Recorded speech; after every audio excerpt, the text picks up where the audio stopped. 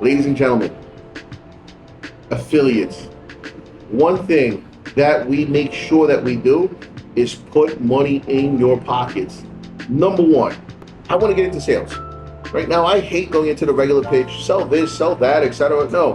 First of all, you got to find exactly what you feel comfortable with and what you understand and what your niche, what you want your niche to be. We started just thinking about, number one, why did we even do this? Why did we build this, right?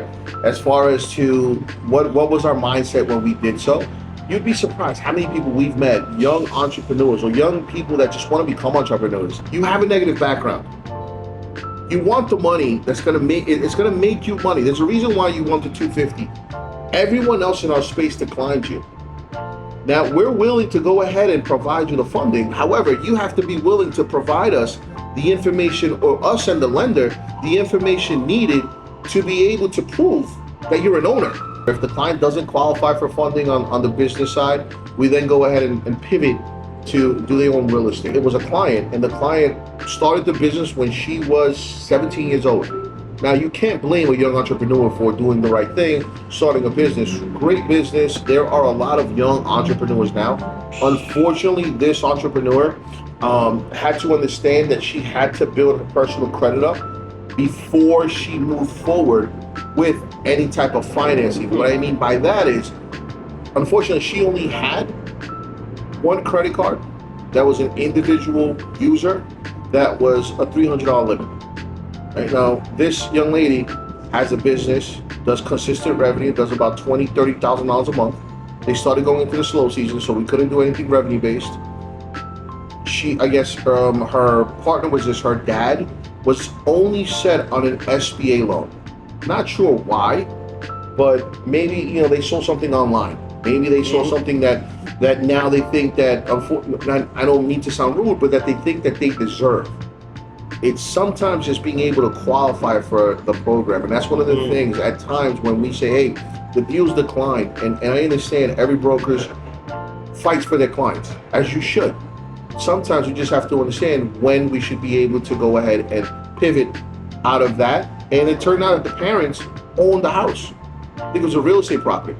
So now we're able to go ahead and provide that to them, a different option to this particular client. We are fortunate enough to be able to provide something that I think everyone always needs, and we're not going door to door. Today's day and age, it's no longer an aggressive sale.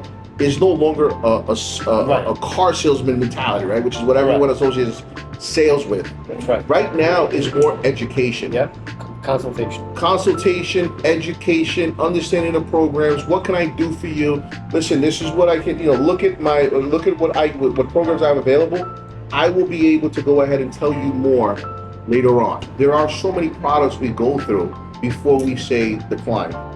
And the reason why I say that is because it could be declined for one product, but yet we're reviewing it for another.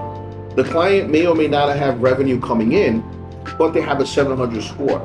Or maybe they don't have revenue coming in, they don't have a 700 score, but they have a cosigner. Or maybe they don't have this, and the third, but they have real estate. So there are a lot of different things that we are able to do for the client. And that's why there's a vetting process that everything goes through in order for us to be able to get stuff done. Now, how about land only deals? Land deals, Thorn, love, we can get done. Love if you're willing to wait X amount of times. If you're willing to ensure that you're only going to get one answer and it could possibly die. No, and that's what it is. He and I are this, right? And this is what we do. We do this a lot.